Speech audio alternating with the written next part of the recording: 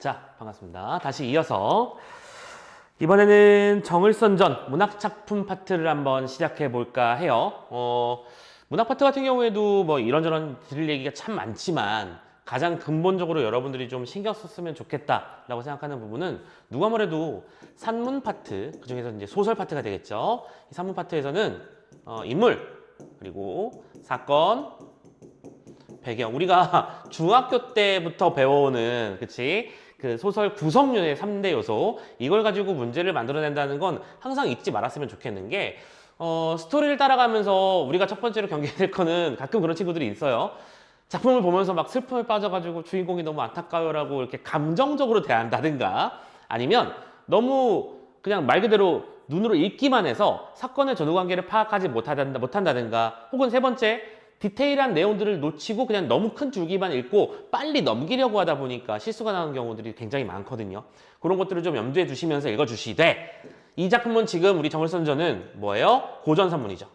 고전 소설이다 보니까 기본적으로 우리를 어렵게 만드는 요소는 인물의 호칭, 이게 좀 바뀐다는 점이라든가, 그다음에 어휘, 이런 것들이 우리 발목이 잡히는 경우들이 많다 보니까 평상시에 여러분들 이런 작품들을 연습할 때 그런 것들을 잘 챙기면서 읽어야겠다. 그러니까 정리하자면 기본적으로 인물 간의 관계도를 잘 그리면서 작품의 내용을 따라가되, 그 중심 사건은 무엇인지, 즉 인물들이 갈등을 일으키거나 혹은 인물이 내적 갈등은 어떻게 만들어진다든가 하는 그런 요소들을 잘 챙기려고 노력하면서 읽어주실 것, 그리고 그 작품의 시간이 됐든 공간이 됐든 그 배경에 대한 요소를 분명히 사건이랑 묶어서 낼 테니까 그런 것들도 같이 좀 챙겨주시면 좋겠다라는 말씀 드리고, 이런 것들은 평상시에 아는 용어들을 좀 늘려주시고요. 반복적으로 나타나는 용어들을 보면서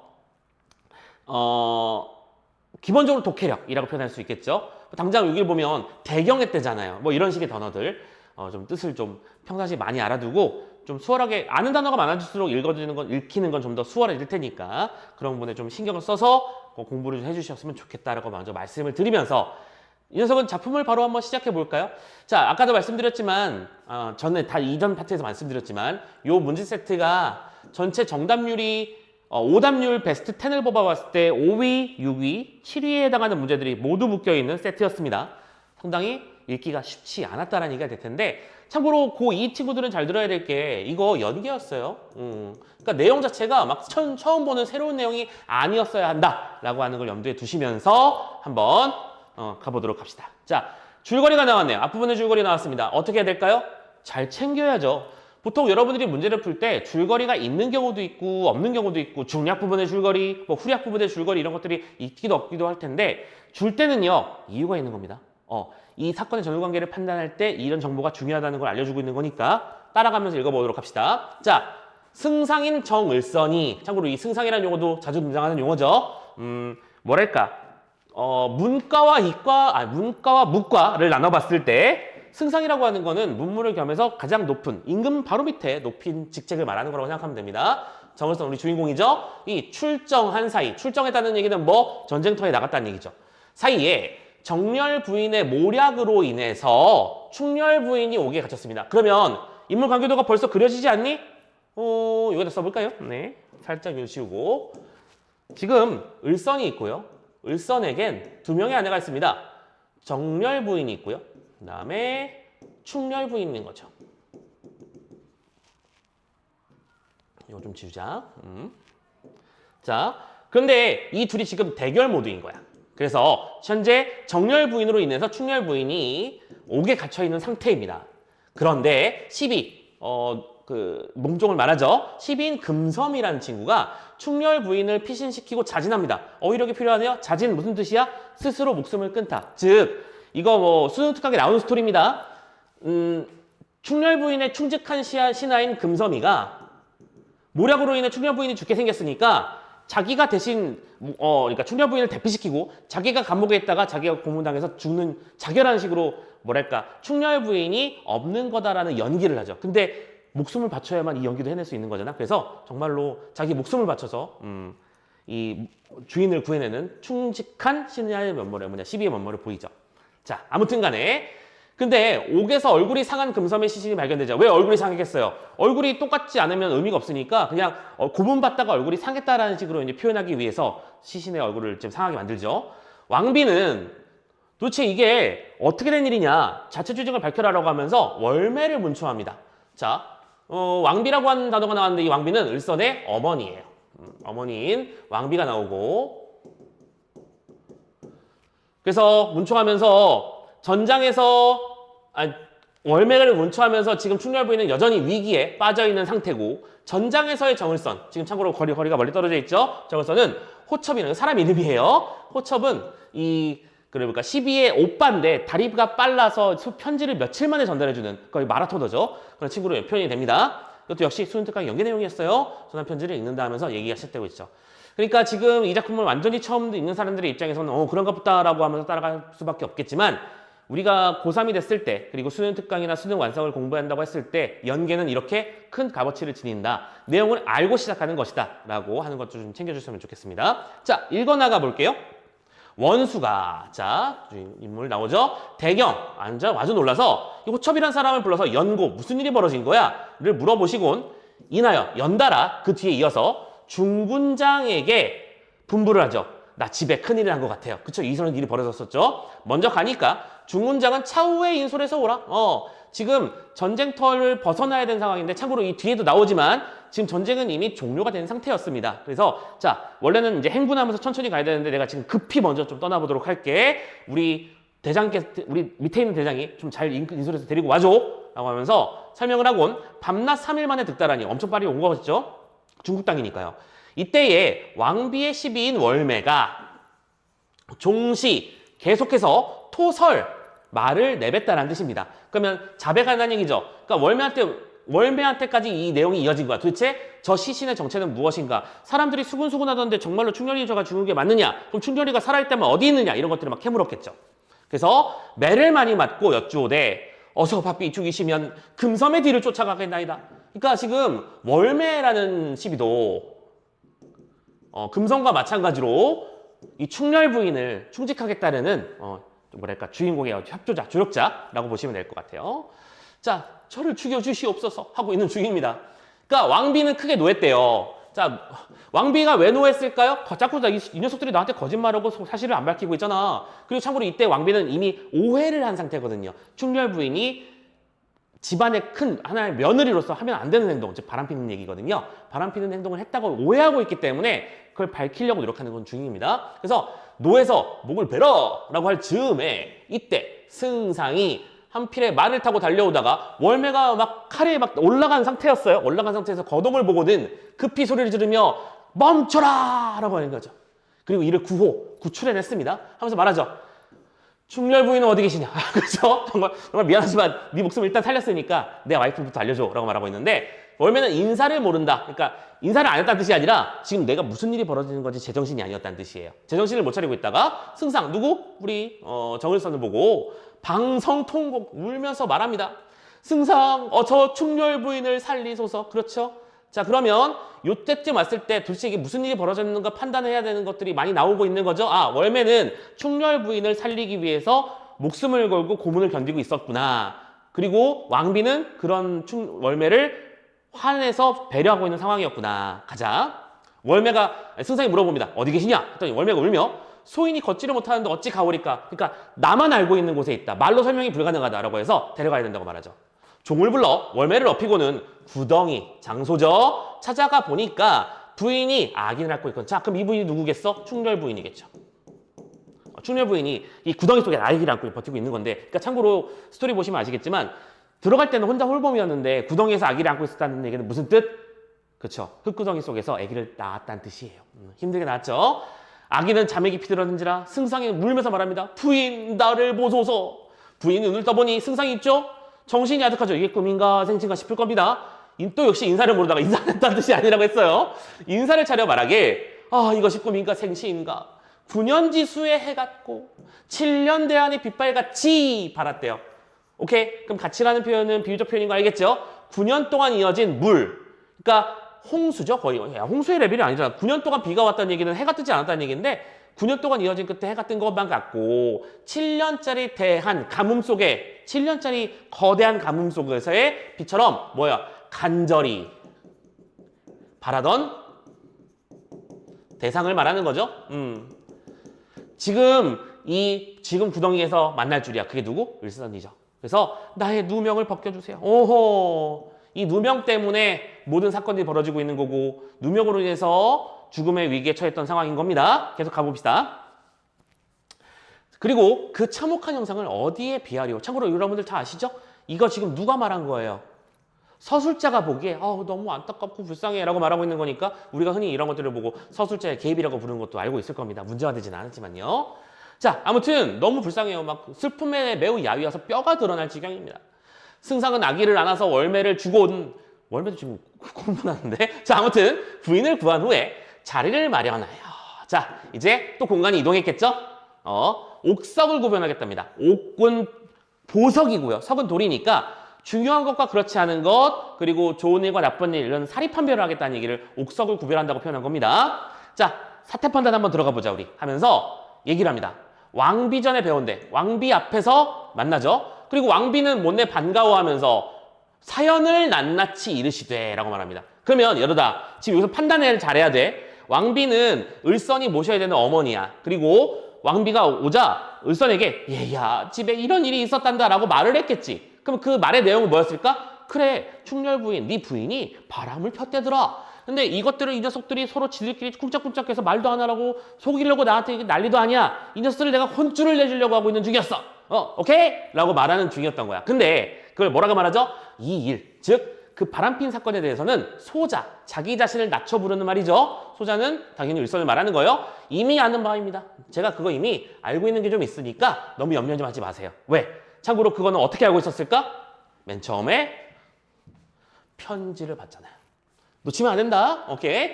자, 계속 그러면서 말합니다. 혹시 그러면 어머님 그놈이, 그럼 이 그놈이라고 하는 건 충렬 부인과 바람을 피웠을 것으로 의심되는 그런 사람이죠. 이 충렬 부인의 방에 간주는 어떻게 하셨나요? 자, 상황 판단을 참 우리 코난 모드로 돌입해서 도대체 이걸 어떻게 알게 되고 어떻게 사건이 전개되는가 따져봤더니 이게 제일 중요한 부분이라고 판단이 됐다는 거겠죠. 그래서 이것도 뒤에 문제로 나와 있는 겁니다.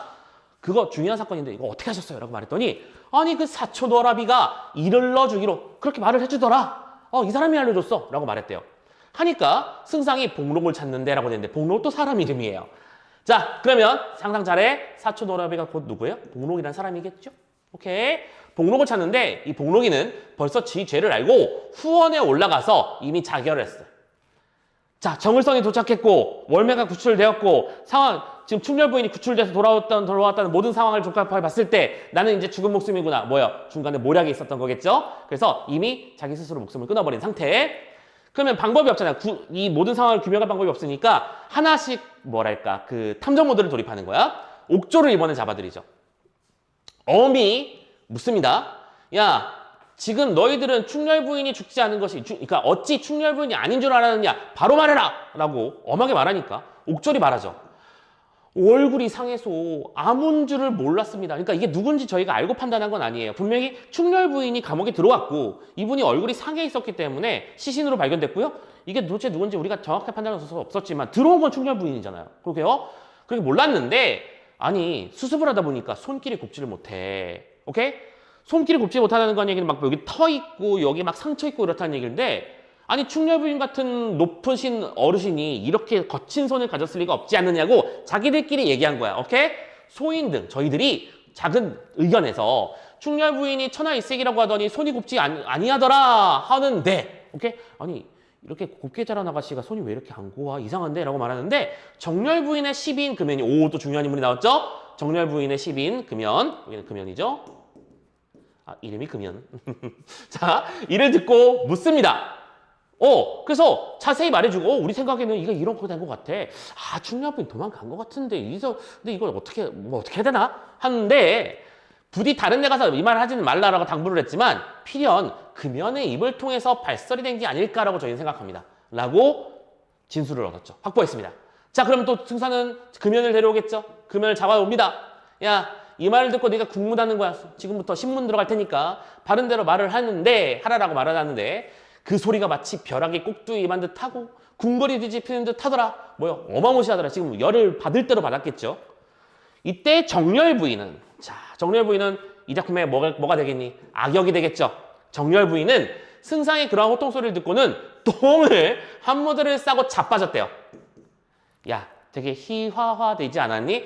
작품 속에서 중요한 역할을 하는 인물 중에 한 명인데 소리에 놀라서 똥을 지렸다라고 표현하고 있는 중이니까 이것도 희화의 대상 뒤쪽에 선지에서 등장할 겁니다. 알아두시고요. 자, 금연이는 이제 나를 구해줄 사람은 없어. 할 일 없이 바로 말해주죠. 하면서 정렬 부인이 하던 말, 제가 금연이가 남자 복장을 하고는 충렬 부인의 침소로 들어간 말, 이불 속에 누워있다가 달아난 말, 정렬 부인이 앓는 체하고 누웠사오매, 충렬 부인이 약으로 구벼가며 곁에 있으시매, 침소로 가라 강권하여 침소로 마지못하여 가시매, 복록이 왕비기 참사는 연유를 난다치 알려주었대요. 자, 어때요?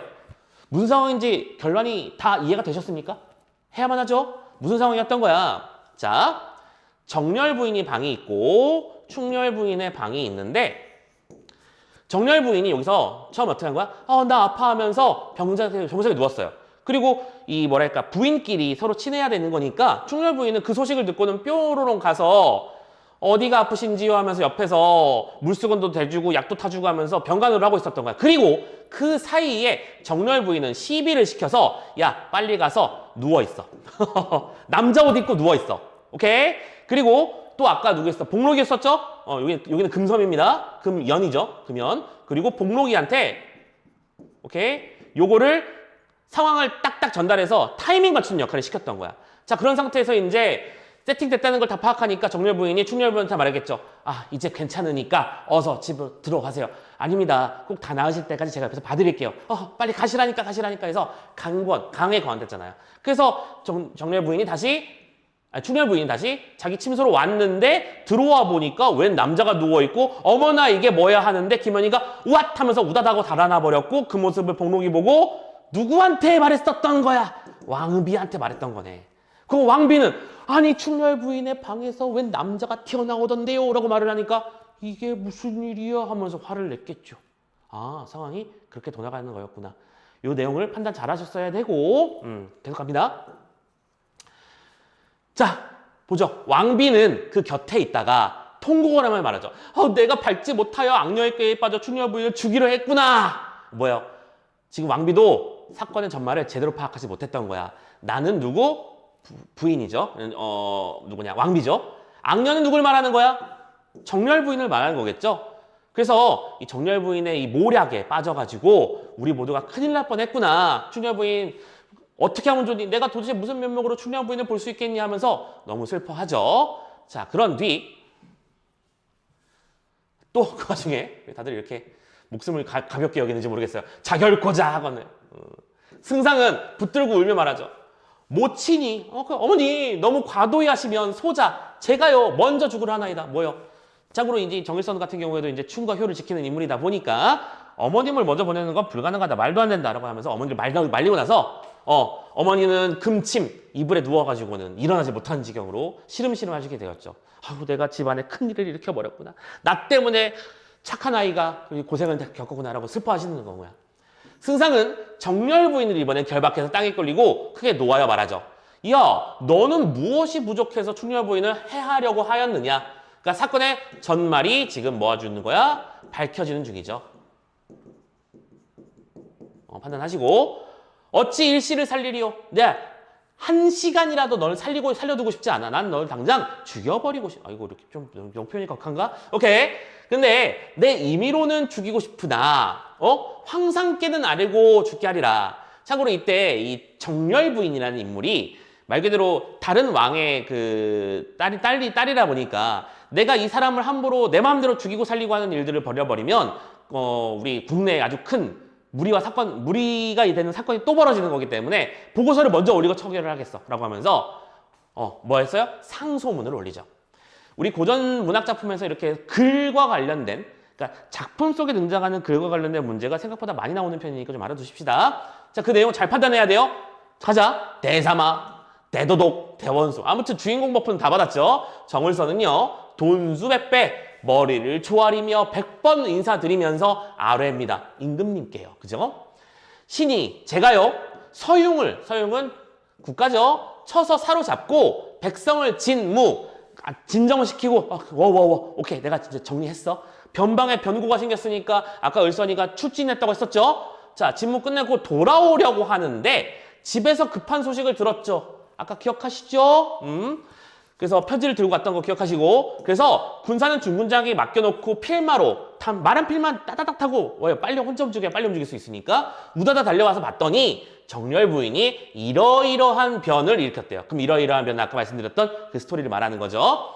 세상에 이러한 일이 있어 오니까 하면서 금연의 흉계라든지 멀매가 당하는 고초 이런 것들을 낱낱이 하나하나 디테일하게 보고서를 올렸고 뭐 그 다음에는 당연하게도 처벌될 뻔했지만 또 다시 또 개과천선하는 그런 내용이 담겨 있다는 건 알아두시면 좋겠고 아무튼 이러한 내용의 정을선전이라는 작품이었습니다. 자 봐봐요. 아마 이번 문제 세트를 읽을 때 선생님이랑 지금 지문을 읽고 나면 되게 답이 당연해 보일 거야. 그치?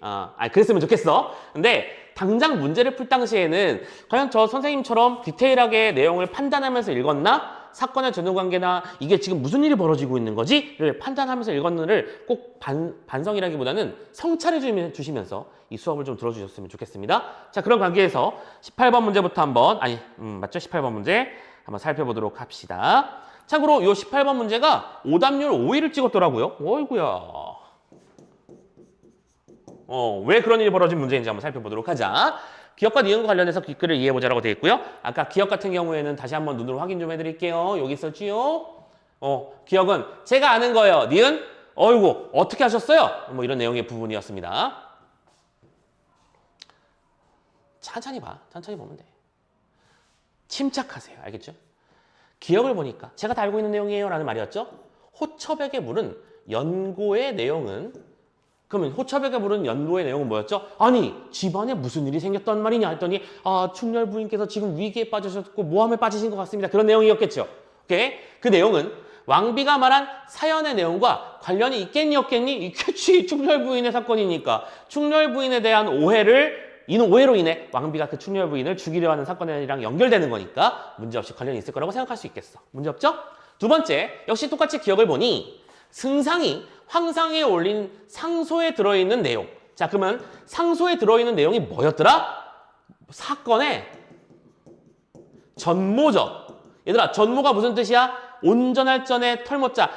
털 하나 빼지 않고 전부 다를 말하는 거야. 몽땅 다를 말하는 겁니다. 그 내용은요, 이미 아는 바와 같을 거래. 자, 또 판단해. 그럼 이미 아는 바는 뭘 말하는 거지? 제가 편지를 통해서 들은 바가 있었어요. 그럼 얘들아 생각해봐. 편지를 통해서 모든 사건의 전말을 알고서 가서 딱 처리를 한 거였니? 아니었죠. 정을선은 들은 얘기를 기반으로 자, 안 맞는 부분이 있어. 요건 어떻게? 이 사건의 전모를 파악하기 위해서는 탐정보드가 들어가야 돼. 그래서 한 명 한 명 잡아다가 증거를 잡고 캐치했죠. 그런 다음에 모든 것을 알게 된 뒤에 상소문을 썼던 거지. 이해되셨습니까? 그러면 이 두 개는 같지 않겠죠. 이미 아는 바는 충렬 부인이 위험에 빠져 있다는 내용이었고 그 왜 위험에 빠지게 되는지 그 중간 과정의 모략을 밝혀낸 내용 결과물이 상소에 있었을 거야. 그렇게 판단해서 2번 선지가 정답이라고 잡아주시면 될 텐데 이 문제도 정답률이 48에서 60일 사이네요. 화작 48, 언매 60일. 쉽지 않았던 모양입니다. 자, 이렇게 내용 판단하는 방법 말씀드렸어요. 자, 세 번째. 참고로 3번이 베스트 오답입니다. 볼게요. 니은을 보니, 오케이. 그건 어떻게 하셨어요, 어머니? 하는 부분입니다. 승상은 이러한 사연의 진상을 밝히는데 왕비가 그놈의 행위를 알게 된 경위 어떻게 해서 그 얘기를 전달받으셨어요? 그놈이 알려줬어서 그랬어. 라고 했던 것들이 중요하다고 생각했구나. 맞잖아.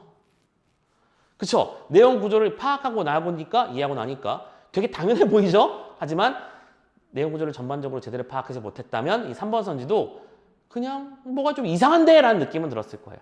그래서 오답 3번이 많았을 거라고 예상이 됩니다. 니은에 대한 왕비의 대답을 보니까 왕비에게 그놈의 행위에 대해서 제보한 사람이 있었겠구나. 그렇죠? 이거 너무 쉽고 5번 니은에 제시된 후에 드러난 복록의 상황을 보니까 자결했죠? 복록은 자신이 지은 죄에 대해서 심리적 중압감을 느꼈겠지. 그러니까 자기 스스로 목숨을 끊었겠죠. 이거 큰일 났다. 이거 그냥 얌전히 죽을 수도 없겠구나. 그냥 내가 먼저 빨리 세상을 떠는 게 맞겠다. 라는 생각. 그렇죠? 대원수, 대사마, 대봉. 이 사람 직책이 뭔지 아까 말씀드렸죠? 대사마의 대도독의 대원수야. 임금의 황제의 총애를 받는 사람이야. 그냥 어디로 도망간다고 해결될 문제가 아니라고요. 그냥 깔끔하게 내가 끝내자 했던 판단이었을 거라고 생각합니다. 자, 19번 문제로 넘어가 볼까요? 자, 밑에 있었죠? 역시 마찬가지. 19번 문제는 정답률 그렇게 나쁘지 않았습니다. 하나하나 역시 똑같이 판단만 잘하면 돼요. 생각해보자. 이 누명이라고 하는 건 누가 누명을 썼죠? 충렬 부인이 쓴 것이 누명이고요. 누구 때문에? 정렬 부인의 모략으로 인해서 누명을 썼죠. 가자. 누명이 벗겨지면서 누명을 썼던 인물 대치하세요.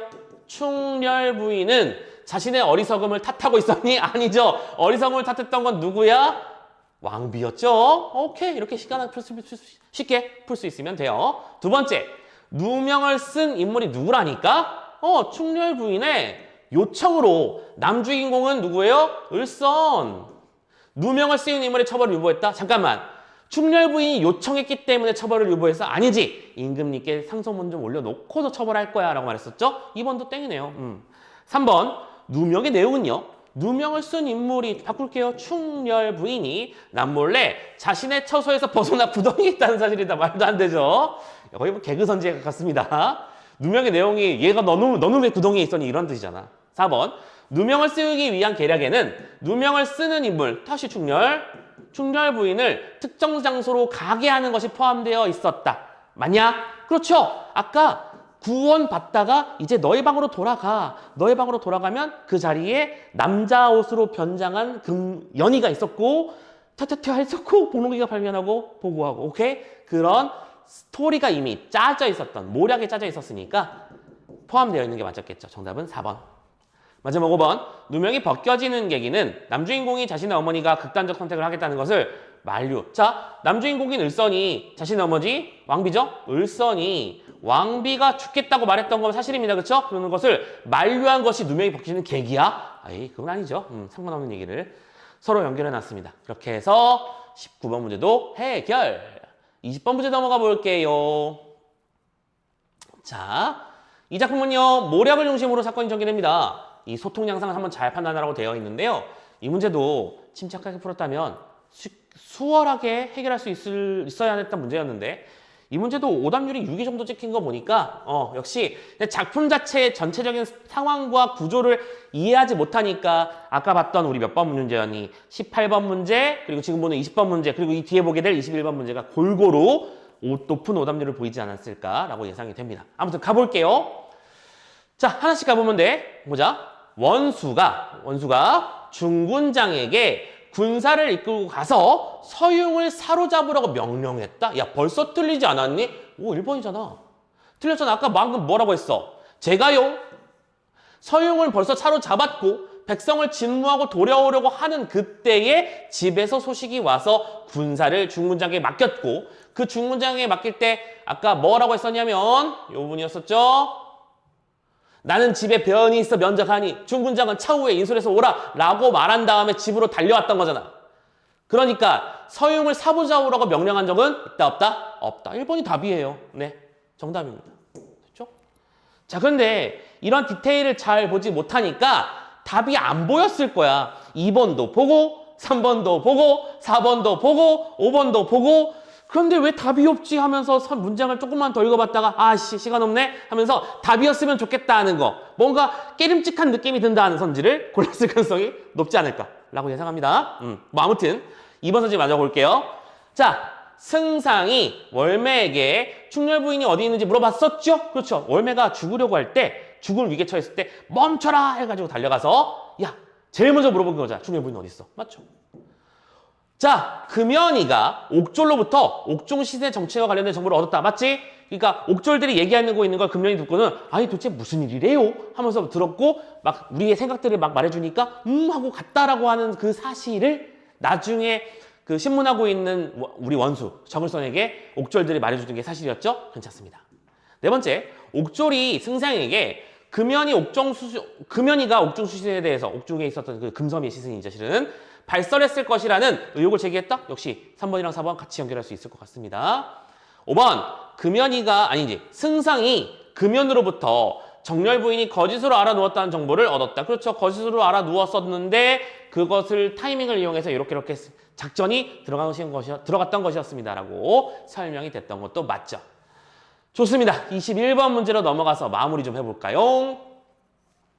만약에 이 작품이 비연계 작품이었다면 보기를 먼저 읽었을 거예요, 선생님은. 근데 지금 이 작품은 수능에 이미 연계됐던 작품이라서 보통 비연계 작품이면 이 보기 안에 작품을 이해할 수 있게 만들어주는 이해의 틀을 주어주는 게 상식이거든.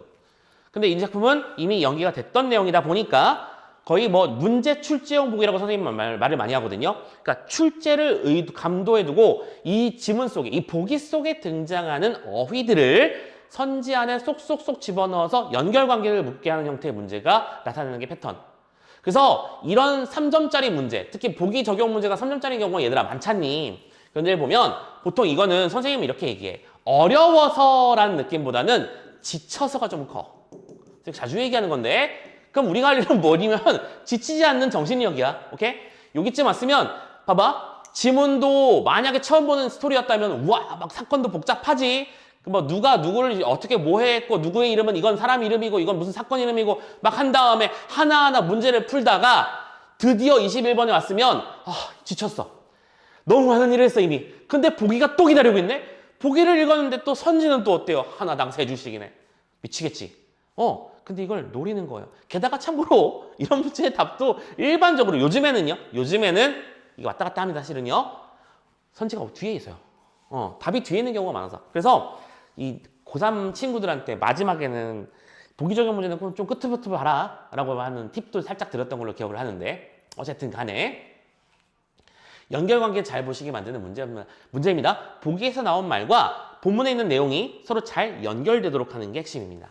본문의 이야기와 보기 이야기가 둘 다 등장하는 게 맞고 이 두 개가 연결되는 것도 맞고 이런 모양이 되어야만 올바른 답이 된다라고 하는 거 염두에 두시면서 이 녀석은 적절하지 않은 거 찾는 겁니다. 아는 거 찾으러 가보자.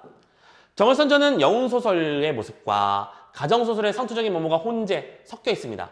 을선이란 친구가 힘겨 고난과 역경을 이겨내고 혼처를 구해서 영웅이 되어가지고 적군을 물리치는 높은 자리에 올라가기까지의 과정은 영웅소설의 모습인데 작품 뒤쪽으로 넘어가면 또 우리 누구죠? 충렬 부인으로 표현됐던 인물의 어떤 계모한테 학대받는 그런 스토리도 다 남겨 있다가 그 다음에 또 지금 여러분들 보시고 있는 것은 첩 간의 갈등이라고 표현할 수 있을까? 그렇지? 부인 간의 갈등 양상을 통해서 가정소설의 통속적인 면모도 보이고 그러니까 정을선전은요 일종의 아침 드라마라고 생각하면 돼요. 요즘 코드, 그 당시 사람들에게 먹힐 만한 코드는 다 들고 와서 사건을 흥미진진하게 만들어 놓은 녀석이거든요. 자, 가보자. 그래서 이를테면 가정 안팎에서 사는 남주인공을 매개로 연결되고 그치? 영웅의 모습도 남주인공, 가정에서 모든 일을 해결하는 것도 여기서 남주인공이었죠. 사건은 선악구도로 전개되면 자 봐봐. 서사는 이러하고 선악구도는 이러하고 인물의 감정은 이러하고 이 과정에서 일부 다처에서 비롯되는 가정 내 갈등이 개인의 인성 문제로 촉소된다는 이런 문장이라든가 그러면서도 상전, 윗사람의 수족에 불과하는 하층 시비가 능동적인 행위자로서 등장하거나 또 가정과 사회에서 상층 인물이 희화화되는 봐봐 이렇게 선생님이 지금 읽은 이런 모든 문장들이 하나하나가 다 선지에서 그냥 등장하는 용어 그대로 표현되고 있는 걸 생각하는 거야. 그러니까 이 작품은 A라는 장면도 있고요. B라는 장면도 있는데 C라는 특징도 있답니다. D라는 것도 좀 생각했으면 좋겠고요. E라는 것도 우리 같이 한번 고민해 보아요 라고 말한 거잖아. 이 얘기가 선지 안에 청청청청 연결돼 있어 실제로. 보세요. 정을선이 황상에게 상소를 올렸습니다. 맞죠? 이런 사건들이 있었다는 걸 낱낱이 구했다고 말씀합니다. 상소에서 대원수와 과장으로서의 모습이 드러납니다. 제가 군대를 끌고 가서 적군을 섬멸한 다음에 집안일을 처리하는 중이었죠. 설명했었죠? 즉 국가로서의 공적인 일과 가정으로서의 사적인 일, 공과 사가 모두 남주인공이 해결하는 형태로 나타나 있다. 두루 관여한다고 설명하는 것 문제없지. 그렇죠? 남주인공을 매개로 연결된다는 말을 이렇게 바꿔놓은 거죠. 2번, 승상이 충렬 부인을 구출하는 장면이 있습니다. 이 장면에서는요. 막 슬픔에 야위어서 뼈가 드러난 부인의 모습과 통곡하는 승상의 모습은 인물의 고난과 감정을 극대화해서 보여주는 것이구나. 됐죠? 뭐 딱히 어려운 선지는 없죠? 3번, 왕비가 통곡하는 장면 기억하십니까? 아이고 내가 실수를 해서 우리 충직한 며느리를 이렇게 고난에 빠뜨렸구나. 너무 미안하구나 하면서 누워버렸죠. 충렬 부인의 순환이 악녀의 탓이라는 인식이 드러나면서 오케이? 그러니까 왕비가 나쁜 것이 아니고요. 악녀인 정렬 부인이 문제라는 인식을 드러내면서 일부 다처제의 문제가 개인의 인성 문제로 축소되고 있음을 알 수 있대요. 그렇죠. 지금 그러니까 일부 다처제에서는 당연히 그 총애를 얻기 위한 여성들의 갈등이 존재할 수밖에 없는데 그 문제를 악녀의 탓이다. 얘가 나쁜 애야 라고 하는 식으로 이거 뭐랄까 보는 시선을 축소했다는 것을 지금 여기서도 일부 다처제에서의 문제를 개인의 인성 문제로 축소시켰다라고 하는 문장이랑 연결하는 것은 크게 무리가 없겠죠. 3번도 K입니다. 그래서요. 4번입니다. 월매가 매를 맞는 장면이 있었습니다. 그러면서 어떻게 말을 했었죠? 차라리 제가 금섬의 뒤를 따라 죽을 테니까 그냥 저를 죽이십시오라고 말하면서 죽음을 각오했었죠. 월매는 자신이 모시는 주인에게 죽음을 각오하고 잠깐만 진실을 밝혔어? 아닌데 진실을 밝히는 게 아니라 밝히지 않으려고 그러니까 진실이라기보다 정확하게는 그때 얘들아 생각해봐. 이 왕비가 월매를 왜 때리고 있었을까? 저기서 발견된 시신이 충렬 부인이 아닐 것이라는 예측 있었죠? 그래서 또 발설을 했겠죠? 그러니까 도대체 그럼 진짜 충렬 부인은 어디 있을까? 잠깐만 충렬 부인의 동선을 봤을 때 가장 마지막에 선택했던 애가 얘잖아. 너지! 하면서 월매한테 물어봤겠지. 그래요? 도대체 충렬 부인은 어디 있는 거냐고. 진짜 충렬 부인은 어디 있는 거냐고. 그래서 끝까지 말하지 않다가 승상이 오자 그제서야 밝혀줬잖아. 오케이? 그거예요. 죽음을 각오하고 진실을 밝힌 게 아니라 충렬 부인의 위치를 숨겨준 거죠. 숨겨준 거죠. 그래서 능동적인 행위자를 지향한다는 말은 좀 오버스럽지만 어쨌든 여기서 잘못되었다. 정답 4번 잡으시면 되는 겁니다. 마지막 5번. 정렬 부인이 승상의 호통 소리에 반응하는 장면이 있었고요. 이때 뭐 했었죠? 똥을 지렸죠. 가정의 상층 인물이 위험이 실추되는 행동을 보여주면서 희화화되고 있다라는 선지도 역시 연결해서 말로 만들어내고 있다, 선지로 만들어내고 있다 판단하실 수 있겠습니다. 오케이. 자, 여기까지 내용 한번 같이 읽어봤고요. 결과적으로는 자, 이번 문학 파트 중에서 아마 가장 어려웠을 것으로 예상되는 문제 세트였습니다. 아까 요 18번 문제가 5위였고요. 20번 문제 그리고 21번 문제가 7위, 오답률 5, 6, 7위를 다 차지하는 그런 힘든 세트였을 텐데 잠깐만 이거 7위가 아니고 6위였구나. 미안. 네. 숫자를 좀 다르게 잘못 쓴 것 같아요. 네. 여기가 6위가 아니라 여기가 7위였고요. 네. 뭐 아무튼 그게 뭐 순위가 중요하니 많이 틀리는 문제가 거기에 배치돼 있었다라는 사실. 지금 이 문제를 풀 때 남들이 틀리는 문제를 같이 틀렸으니까 다행이야 나도 남들 틀리는 만큼 틀렸어라고 생각하지 마시고 이런 문제들을 풀기 위해선 내가 어떤 능력을 좀 더 길러야 될까라고 하는 부분들을 조금 잘 고민을 해보시고 그리고 지문 읽는 능력을 좀 키워주셨으면 좋겠어. 참고로 그럴 때 하는 좋은 일 중에 하나는 뭐냐면 이렇게 좋은 예문을 가지고요. 여러분들은 이렇게 하면 돼요. 차분히 끊어 읽으면서 문장의 선후관계를 따지면서 읽는 거야. 선생님도 지금 여러분들께 그 모습을 보여드린 거예요. 모친이 너무 과도히 하시면 어머니께서 그렇게 죽겠다고 너무 오버를 하시면요. 제가 먼저 죽을게요 하면서 막 엄마를 끌어안고 말리는 장면이구나. 그런데 그 상황에서 왕비는 금침. 금침이 무슨 뜻이지? 이불이란 뜻이구나. 침대에 누워가지고는 일어나지 못하고 있구나. 마음과 몸이 함께 무너진 상태겠구나. 그런 상황이구나. 그런 다음에 승상이 정렬 부인을 데려왔구나. 이렇게 하나하나 끊어 읽어보세요. 그러면 처음에는 시간이 되게 오래 걸릴 겁니다. 제대로 공부한다고 치면 지문 하나 보는데 무슨 1시간? 이게 제정신인가라는 생각이 들 수도 있어요. 근데 거기부터 시작하는 겁니다. 내가 문장을 제대로 읽는 훈련이 안 돼 있다고 생각한다면 그거부터 시작. 한 문장 한 문장 뜯어 읽기. 그리고 거기서 속도를 올리시는 거예요. 왜냐? 요즘 시험은 디테일 싸움이거든요. 지금 특히 20번 문제 볼까요? 20번 문제에서도 이거 봐봐. 서용을 사로잡으라고 명령했다고 했을 때 원수도 등장했던 거 맞고요. 중군장도 등장했던 것도 맞고요. 군사를 이끌고 전쟁에 나갔던 것도 맞고요. 서용이 잡힌 것도 맞잖아. 명령도 했었던 건 맞지. 근데 그 연결관계 디테일을 잘 보지 못하면 이 답이 안 잡혀요. 사건 순서를 정확하게 판단하려고 노력하기 위해선 이 정도의 일은 해주셨으면 좋겠다라고 말씀을 드리겠습니다. 되셨나요? 자, 여기까지 고전 산문 파트 정을선전 설명을 마치도록 하겠습니다. 자, 그러면 다음에 다시 이어서 다음 세트 같이 한번 살펴보도록 하죠.